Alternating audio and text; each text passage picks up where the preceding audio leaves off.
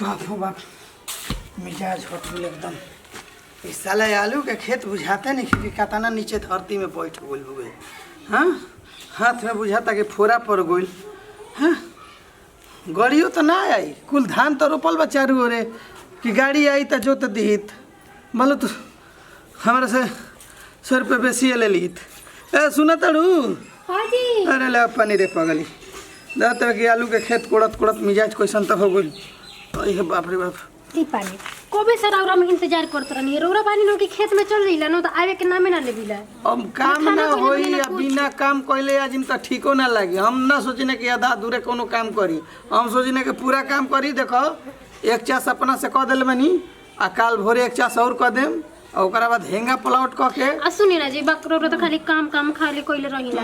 खाली रौरा नजर में कामे बड़का चीज होखेला, ठीक बनो और चीज ना सोचिला रौरा हमरा बारे में। अरे तब घरवा में सब कुछ भर रही तो हमारा का सोचे के बउए, बनैबू खैबू टेंशन ना रही। हाँ वो बात नहीं है ना। ए जी एक बात कही। हाँ बोला ना, एगो का तू 14 गो बात बोला ना।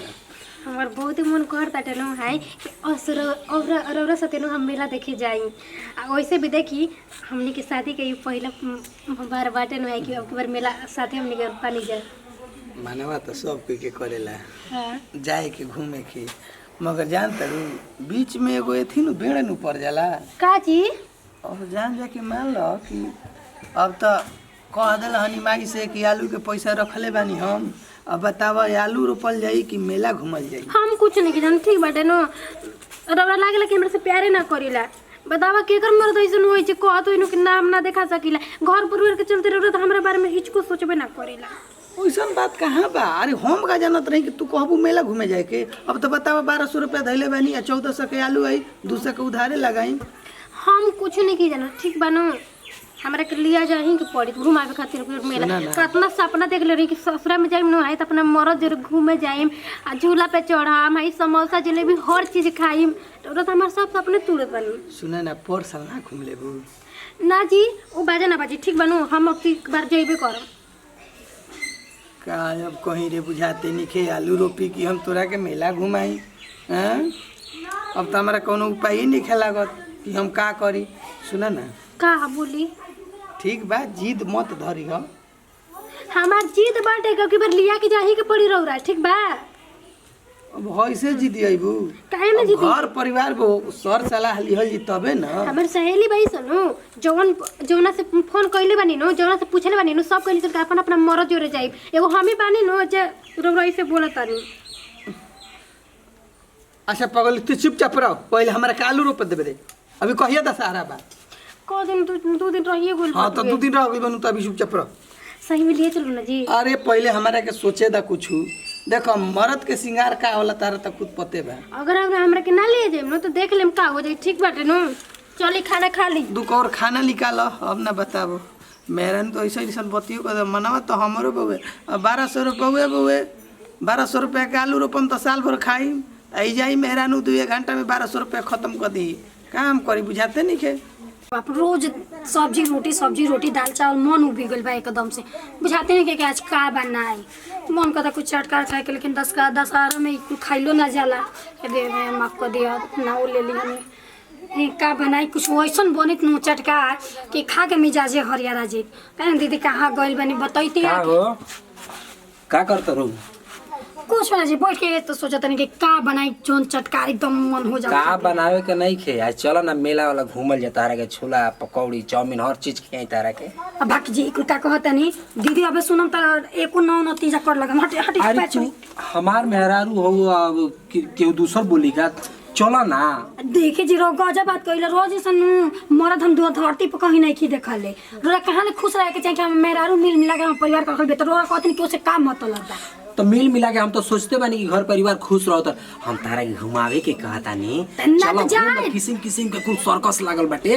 हां अच्छा दे घर परिवार देखी घरे परिवार सुख शांति से रहेला नु त मेला आ बाजार रोज बावे। समझ गई नहीं माने कि तारा के कहीं घूमे के मन ना करेला नहीं हो? कहीं जा तो ना माई का हो कि का जाई हम घूमे खातिर। अच्छा तो ये बताएं बियाह के बाद बेटी दादी के अपन घरे नहीं ठीक लागेला, ठीक बानू? अभी का के नैहरे में हर महीना दिन में जाइले रह।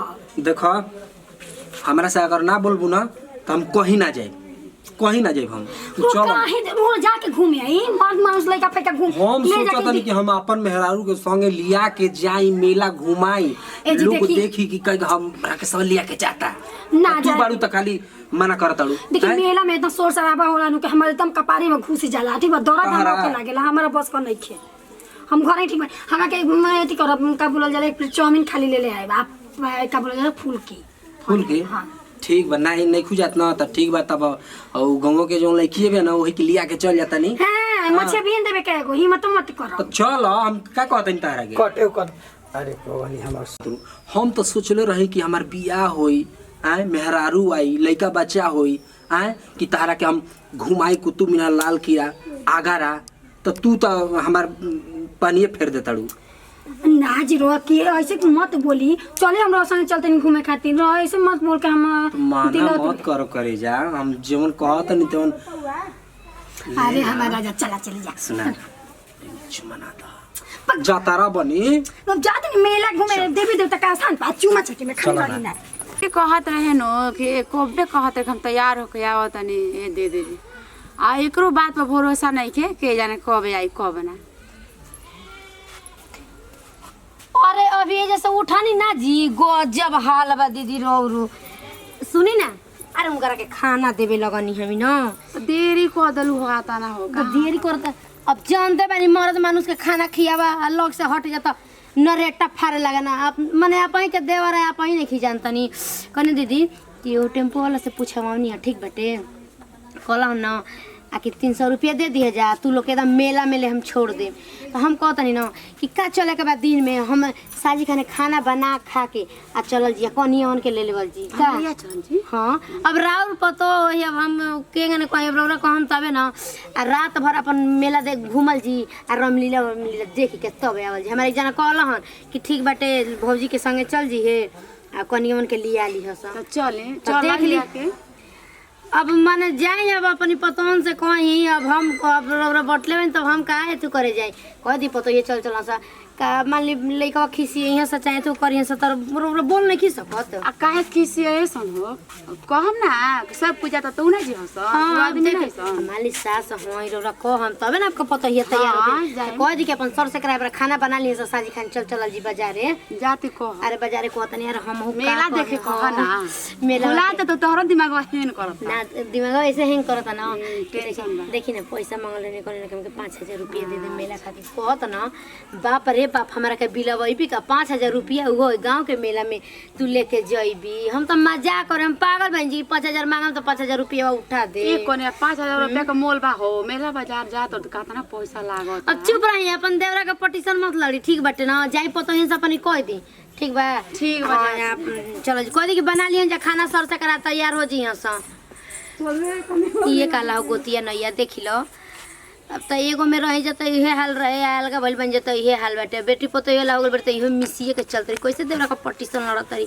कि 5,000 रुपया चलो ना अपनी मर्द का नाम लेके जाई 5,000 अरे बाप रे एकदम से नु तनिको परत पे जा आला नु त बुझाला नु कि आदमी के आगे नाथ ना पीछे पगहा बटे का जरूरत बटे बाल बच्चा जन्म मरद रहते हुए सब धन अछैत रहते हुए सालों साल नौकरानी लेखा खट आया तनी परत तीस के तनी इंगुर टिकुली खातिर तरह जाता तनी मेला ददरी खातिर आदमी तरह जाता आ एगो त गांव देहात में बस गुल बटे कि आज तक तनी बाजार के मुंह ना देखलस साल भर शहरो आवेला त तनी मेला देख कहेला आदमी त एहू पेन के ताव चढ़े लागेला लागला उल्टा सीधा बोले ई कौन चाल हटे इनका से ना मांगे जाए त आदमी जाए भीख मांगे आ चोरी छिनारो करे जाए दोसरा से एकदम मन एकदम हमरा बुझाता नु कि घर में रही कि ना रही तनी से आदमी अपना मन से कुछ नहीं के कर सकत सब केहू के नौकरानी जी दीदी का ला कोइले बनी आ का करिए बच्ची तनी से परती जावत नु त तनी से ई मरद के कह दे कि तनी हाथ पर 2 पैसा दे द त ना आग लग के जड़ जाताटे अजी दीदी देखी खिसियात का बानी सुनी ना मन करो का जे कॉल जाता भैया जी साथे तुरनी हाला हो कर लाटे घर में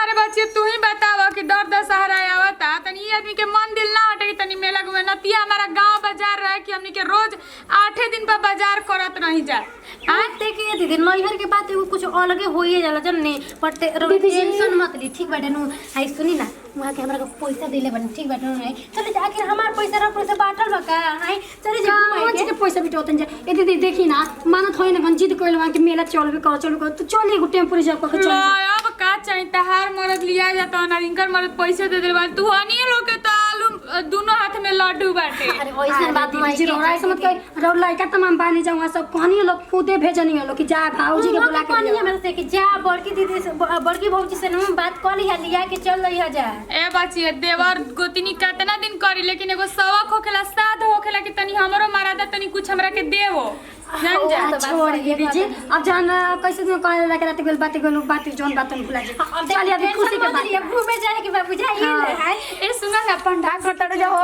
ये दीदी सुनी ना अरे अब जी चलो चार सगरा खाना बना लो मेला देखे जाए के बाद ये दीदी हम तो झुलुआ पे चढ़बे करब हमरा के माना मत कर जा हमारे एकदम नहीं तो होम ना चढ़ा हम त हार्ड फेल हो जाए। चलो चलो ये दीदी का खाला है नंगा पे चढ़े के नंगा पे चढ़े के और एकदम सबसे ज्यादा अच्छा एकदम होइसे जला तो हमारा हार्ड फेल हो बड़ी जाए। बहुत अच्छा लागला मजा आला बैठ आ छोटू जाती है टेम्पो रिजर्व पहले बन जा चाची जी मौत को चुप कर जाता चोरी का रखल हो बुरा चोरा के उ सब ले लियो लोग हाँ, ये हमारे पास बात पैसा है। नहीं है हम जहां हमने के कप चला कर दिन को फोन हमने के तने जानू जौन बा जौन हमारे भी तब खेबे पिएबे करब लो चिंता मत करी हमने के ले ले पानी जाना जी दीदी हाँ, तो चलो अब सब चला सगरा खाना खाना ने बना पैसा लियो नहीं खे। अरे तो लिपस्टिक क्रीम मारे में लेट करियो लोग हम तो ज्यादा नहीं पड़े खूब अच्छा सुंदर चल साड़ी साड़ी पहन पहन ली। हां चलो हम चला जा हो देखा जा पातर बनी तक आटे बाकी मेला में जो चीज मिली तो चीज खाई आई खोई है बच्चे ए बनिया में